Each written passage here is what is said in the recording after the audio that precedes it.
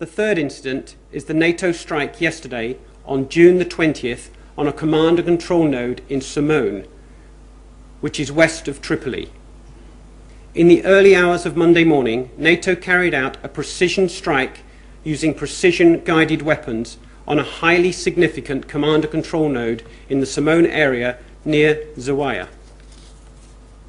The facility was directly involved in coordinating systematic attacks on the Libyan people and was identified through rigorous analysis based on persistent intelligence, surveillance, reconnaissance, and this was carried out over a prolonged period of time. NATO is aware of allegations that this strike caused casualties.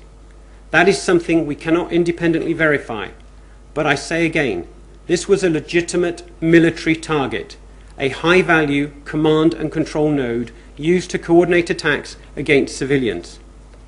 We observed the site over a prolonged period of time before conducting the precision strike, which minimized any potential risk of causing unnecessary casualties. Slide, please. Okay, this slide shows the area where we were taking this command and control strike. On the left-hand side, you can see, in amongst what looks like the trees, the rubble of a command and control center. To the right and to the top, you can see a very significant large mosque. Just south of that mosque, there is an area where you can see an aerial tower, and that was the communications facility, built and placed directly next to a mosque. Just south of that, you can see the school. This is a local school for children, right in amongst this area. The target that we hit was a command and control node. This picture clearly shows a building. On top of that building, which you saw in the previous slide, are a number of white dots. Those 17 dots are satellite dishes, some of which are approximately 3 meters wide. I ask, how many buildings require 17 satellite dishes if they're not a command and control communications facility?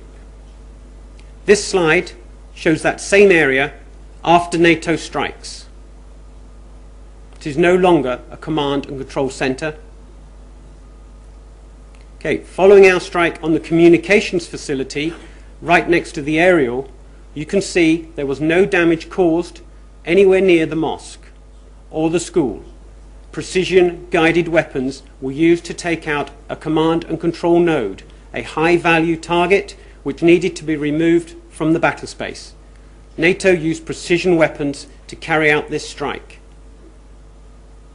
I'd like to go back to this slide so you can see it in perspective. The mosque is to the right. Just below is the communications facility. To the left, and in amongst what looks like the trees, are the command and control nodes which were removed by NATO strikes.